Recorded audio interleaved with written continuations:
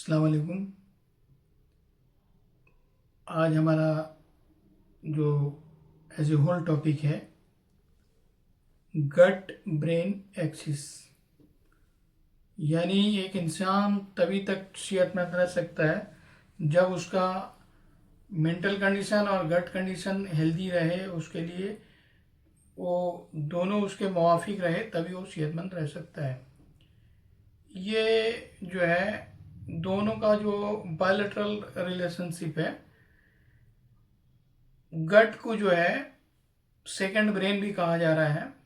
और गट का जो माइक्रोबायोटा, जिस तरह उसमें बैक्टीरिया, फंगस, ईस्ट हैं, वो तकरीबन 1.5 kg जो हमारे ब्रेन का जितना वेट है उतना है, और 100 ट्रिलियंस के आसपास हैं। और ये इसमें से गुड बैक्टीरिया और बैड बैक्टीरिया है। और ये जो गुड बैक्टीरिया है वो हमको सेहतमंद रखता है, और इसका ब्रेन से जो लिंक है वो अस्बेराजा यानी वेगस नर्व से इसका कनेक्टेड है। इसलिए अगर गट का जो बैलेंस, गुड बैक्टीरिया और बैड बैक्टीरिया में जो बैलेंस है, उसको जो है सिम्बायोसिस कहेंगे। ये प्रोबायोटिक, प्रीबायोटिक एंड प्रोबायोटिक के कॉम्बिनेशन से होता है। अगर इसी में डिस्टरबेंस होता है तो उसको डिसबायोसिस कहेंगे।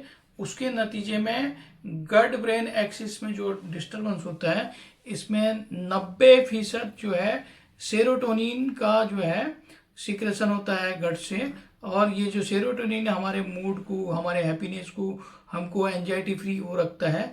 और जब गट ब्रेन एक्सिस में जो है दुश्वारी होता है या डिफिकल्टीज होता है, वो जो है कॉग्निटिव स्ट्रेस होता है, एंजाइटीज होता है, और आदमी डिप्रेस रहता है, सिजोफ्रेनिक कंडीशन होता है, और उसका जो है ऑटिज्म होता है, यानी हर चीज़ फॉरगेटफुलनेस होता है, किसी चीज़ में कंसंट्रेशन नहीं रखता है, अल्जाइमर्स डिजीज, पार्किंसन डिजीज, ये सारे डिजीज इसकी वजह से लाक होता है।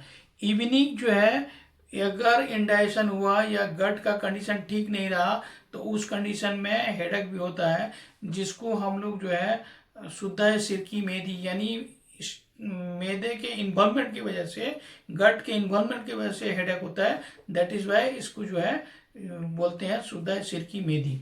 और ये जो है इसमें मेटाबॉलिक डिजॉर्डर भी होता है। अगर गट का फ्लोरा अगर डिस्टर्ब रहा, जिसमें मेटाबॉलिक डिजॉर्डर होता है, जिसमें ओबेसिटी है, टाइप 2 डायबिटीज है, और पीसीओएस, पीसीओडी है।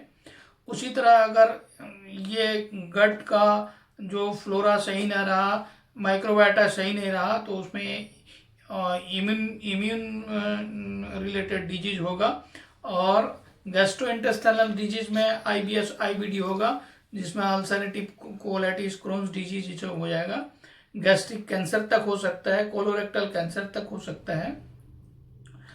तो ये जो है हम लोग जो है ट्रेडिशनली तौर पे जो है हिंदुस्तान का जो ज्योग्राफिकल डिस्ट्रीब्यूशन के हिसाब से हम लोग जो पहले खान पान लेते थे, वो हमारे गट के लिए मुवाफिक था और मुनासिब था। और ये जो डिस्ट्रीब्यूशन था वो रीजन वाइज डिवाइडेड था। जिस तरह आप लोग अच्छे तरह जानते होंगे, जो बंगाल और उड़ीसा के लोग जो है, वहाँ पे सुबह सुबह वो लोग पांता भात खाते थे, यानी जो राइस था वो अगर बच जाता था उसको रात में रख देते थे, फिर सुबह उठ के जो है उसमें नमक और जो है अचार या जो है प्याज मिर्चा का जो है चटनी वगैरह बना के वो लोग खाते थे। ये वहाँ का खाना हो गया। साउथ इंडियन जो थे वो डोसा और इडली जो फर्मेंटेड करके वो खाते थे। और जो है बिहार वार उस रीजन में जो है सत्तू वगैरह का इस्तेमाल था, और जो है ढोकला वगैरह का इस्तेमाल था। ये सारा खाना भी पहले उसी रीजन से होता था। अब जो है मैं एक लिस्ट बता रहा हूँ कि प्रीबायोटिक क्या है, प्रोबायोटिक क्या है।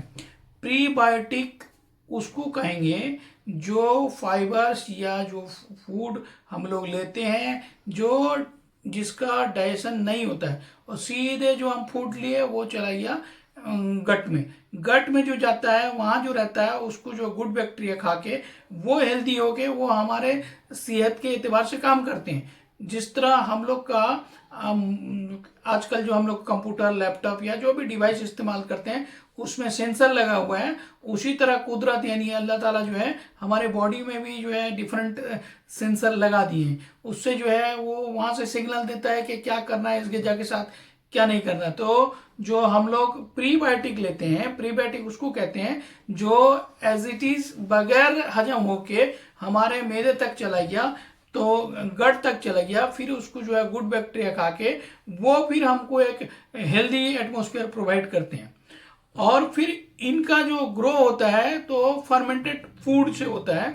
तो फर्मेंटेड फूड जो है आपका जो है योगर्ट हो गया, दही हो गया, आपका जो है मैं अभी बोला पांता भात हो गया, ये सब जो है पिकल्स हो गया, ये सारे जो है ये पहले फर्मेंटेड होते हैं, फिर हो जाते हैं, तो उससे जो है बैक्टीरिया और मैंने उसमें लाइव ऑर्गेनिज्म रहता है वो उसके लिए मुआफिक होता है।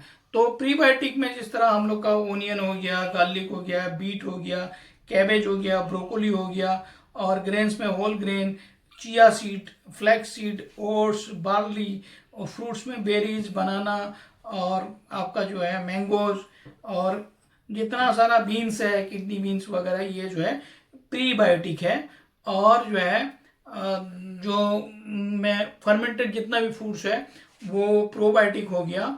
और जो है इवन जो है हम लोग के लिए जो बेस्ट चिकोरी जो कासनी है वो भी जो है प्रीबायोटिक है। और गोंद जो है बबूल का गोंद और गोंद कतीरा वो भी जो है हम लोग के लिए जो है ये प्रीबायोटिक का काम किया है। ये हमारे इंटेस्टाइन को जो है हेल्दी रखता है, ब्रेन को हेल्दी रखता है। ये दोनों लाजिम मल्ज़िम है। अगर ब्रेन फंक्शन ठीक रहा तो मैंने आपका गट ठीक रहा, अगर गट ठीक रहा तो ब्रेन ठीक रहा। अगर इसमें से कोई भी डिस्टर्बेंस होगा तो इसका रिजल्ट के तौर पे जो है हम लोग को माइग्रेन होगा, ऑटिज्म होगा, आपका जो है स्ट्रेस होगा, कॉग्निटिव डिस्टर्बेंस होगा, आईबीएस और आईबीडी कॉमन है, और एक्नी होगा, स्किन हेल्थ खराब होगा, डाइजेशन खराब होगा, लीवर खराब होगा, ये सारी चीज़ हैं। तो इसके लिए जो है तदारुक ये है कि हम लोग अपने एनवायरनमेंट को ठीक करें, नेचुरल तौर पे रहें, नेचर के साथ रहें, और जो फूड्स है वो कुक्ड अनकुक्ड दोनों फूड्स हम लोग लें, वेज नॉन वेज जिसको जो खाना खाए, लेकिन जो है एक बैलेंस मिकदार में खाएं। और जो है ज़्यादा से ज़्यादा जो है हम लोग जो है वो चीज़ इस्तेमाल करें जो प्रीबायोटिक हो, प्रोबायोटिक हो, और हमारे डाइजेशन के लिए बेहतर हो, लीवर के लिए बेहतर हो, और जो है हमारे जो है एज ए होल जो है इम्यूनिटी के लिए ठीक हो, गट के लिए ठीक हो। ये हो गया प्रीबायोटिक प्रोबायोटिक। उसके अलावा हम जो है मेंटल जो है अपने आप को जो है इस तरह का रखें जो हम लोग जो है जो अगर जिस धर्म को भी जिस मजहब को मानता है उससे वो मेडिटेशन करे, अपना ध्यान जो है अगर किसी का हॉबी है, कोई पढ़ने का हॉबी है, किसी को कुछ काम करने का हॉबी है, वो रहे, स्ट्रेस फ्री रहे, और मेंटल जो है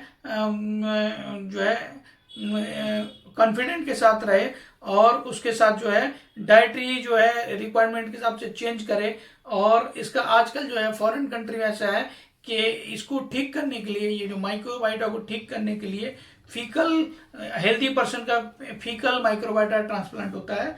तो लिहाजा हम ये कहेंगे एक्सरसाइज के जरिए, मेडिटेशन के जरिए, और प्रीबायोटिक प्रोबायोटिक के जरिए, अच्छे डाइटरी और लाइफस्टाइल के साथ, और जो है आप एक फ्रेंडली एटमॉस्फेयर के साथ, नेचर के साथ रहिए, सेहतमंद रहिए और सुस्त रहिए, और अपने खान पान में जंक फूड, फास्ट फूड वो सब ना कीजिए।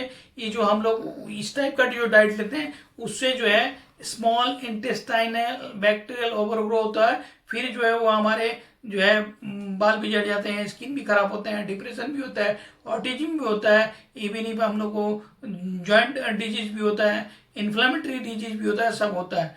लिहाजा मेरा आपसे यही अपील है कि आप लोग जो है एट ए टाइम दिमाग यानी ब्रेन और गट दोनों को सेहतमंद रहिए और खुद सेहतमंद रहिए। और इसके लिए जो है आप जैसे गाइडलाइन है उसके तहत आप लोग अपना खान पान करके सुस्त रहिए। अल्लाह हाफिज़।